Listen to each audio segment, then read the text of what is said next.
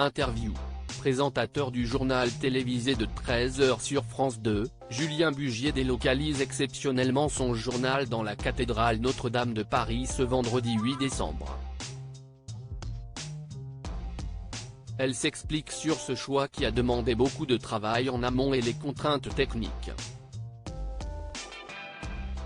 À un an de la réouverture de la cathédrale Notre-Dame de Paris au public, France Télévisions a décidé d'organiser un journal télévisé exceptionnel depuis le monument.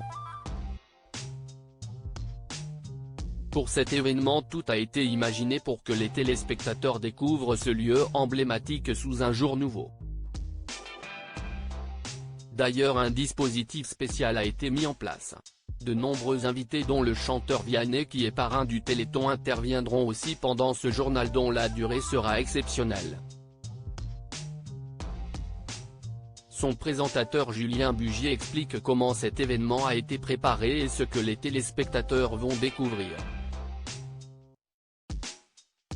Julien Bugier à propos de la délocalisation du JT de 13h à Notre-Dame de Paris, ce journal télévisé est un véritable défi physique télé-loisirs. Pourquoi délocalisez-vous le journal télévisé à Notre-Dame de Paris ?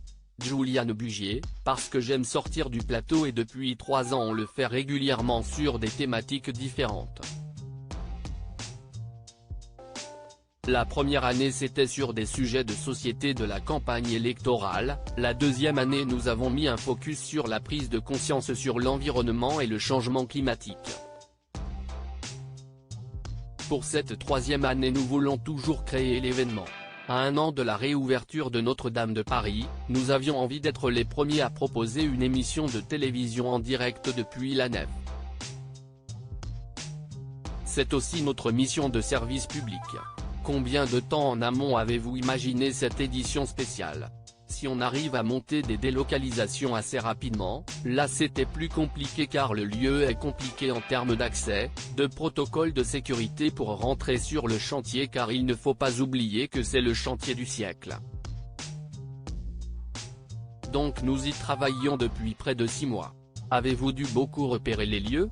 L'an dernier, nous avions déjà consacré une page spéciale de 18 minutes à Notre-Dame de Paris.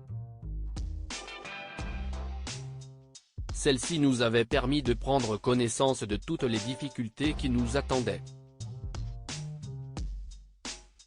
D'autant que ce journal télévisé est un véritable défi physique car nous allons démarrer sur le parvis à l'extérieur de la cathédrale pour être près du public avant que je me déplace vers l'intérieur.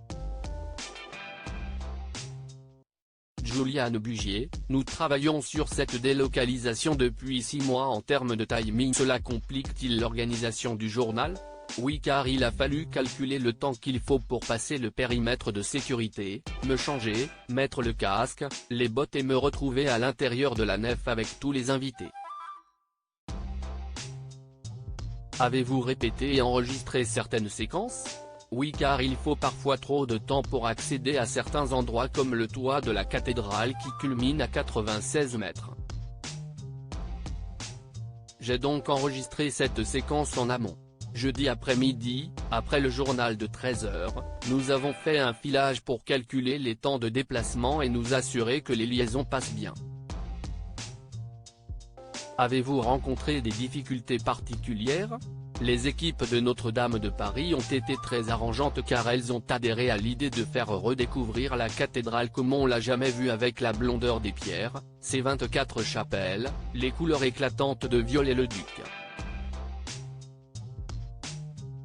Désormais, la cathédrale est plus belle que jamais. La vraie contrainte consiste à réussir à mettre à l'honneur les compagnons et artisans qui travaillent sur le chantier. Forgerons, charpentiers, ferrailleurs vont s'arrêter de travailler pour être autour de nous le temps du journal et pour symboliquement leur rendre hommage car ce sont des gens formidables. En dehors d'eux, aurez-vous des invités ? Vianney viendra nous faire un clin d'œil car c'est un amoureux de l'histoire de France et il est le parrain du Téléthon dont le coup d'envoi est donné ce vendredi 8 décembre.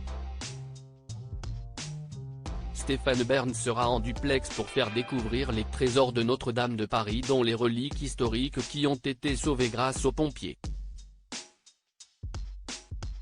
Elles sont exposées en ce moment au musée du Louvre et Stéphane Bern donnera notamment un éclairage sur la couronne d'épines du Christ. Il y aura entre autres Philippe Yost, le président de l'établissement public Rebâtir Notre-Dame de Paris et Monseigneur Olivier Ribadeau-Dumas, recteur archiprêtre de Notre-Dame de Paris. Juliane Bugier explique les coulisses de la délocalisation de son JT. Nous avons demandé des autorisations spéciales à la préfecture de Paris. Y aura-t-il un dispositif visuel inédit? Oui, car nous aurons au moins 5 caméras disposées à des endroits stratégiques, une Steadicam, un drone à l'intérieur et à l'extérieur de la cathédrale. Des autorisations spéciales sont-elles nécessaires pour ce journal délocalisé? Oui, car chaque objet volant en Île-de-France est soumis à une autorisation préalable et le parvis de Notre-Dame est un lieu sensible comme tous les lieux qui attirent les touristes. Nous avons donc demandé des autorisations spéciales à la préfecture de Paris.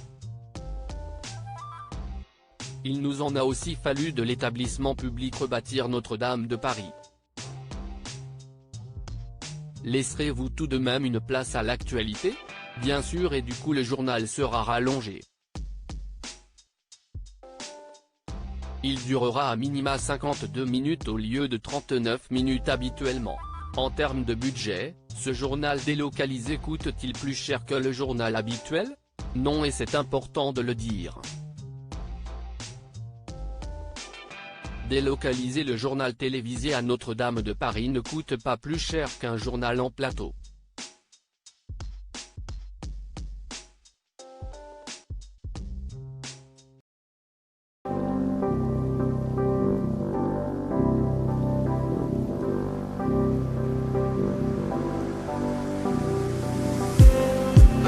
Just